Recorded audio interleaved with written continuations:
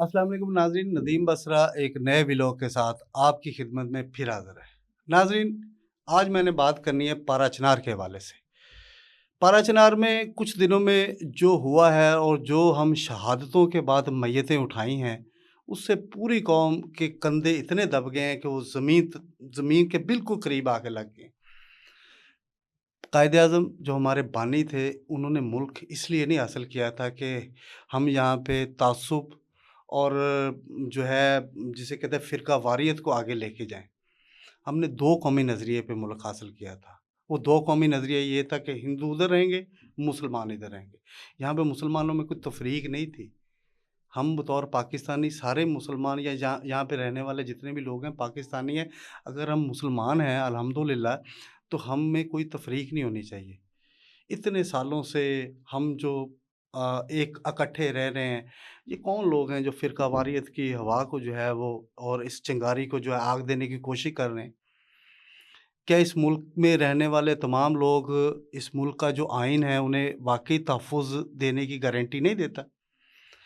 क्या तमाम सूबाई हुकूमतों की ज़िम्मेदारी नहीं है कि इस मुल्क में रहने वाले तमाम शहरियों की जान और माल की हिफ़ाज़त करना?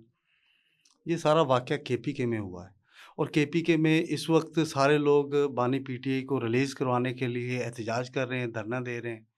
और अफ़सोस का मुकाम ये है कि अली अमीन गंडापुर साहब जो क़यादत कर रहे हैं पीटीआई के धरने की, वो उनको कुरम एजेंसी में होना चाहिए था, लोअर कुरम में होना चाहिए था, पारा चिनार के लोगों से जाके ताज़ियत करनी चाहिए थी, लेकिन वो धरने में अपनी तकरीरों में मंसूब है।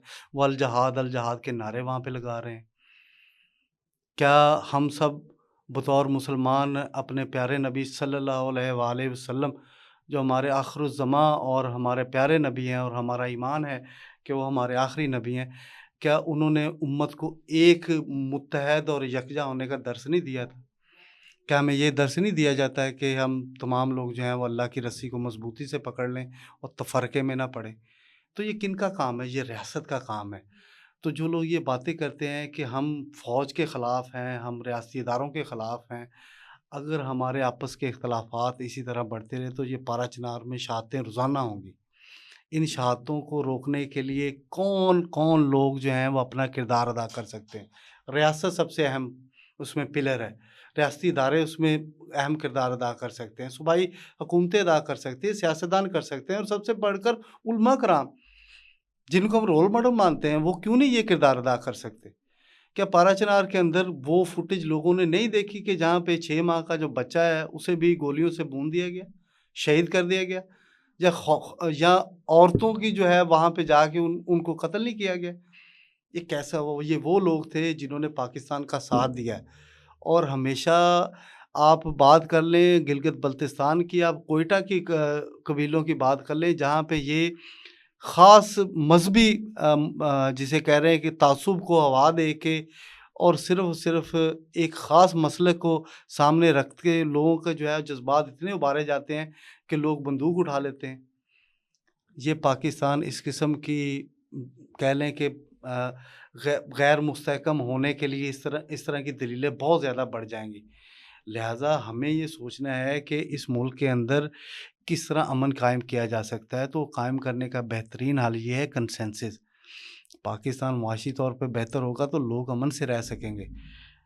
ये जो वाक़या हुआ है, इस वाक़ये को पूरी दुनिया जो है और तरीके से देख रही है। वहाँ पे पारा चिनार में तकरीबन 100 के करीब लोगों की लाशें जो हैं वो उठाई गई हैं।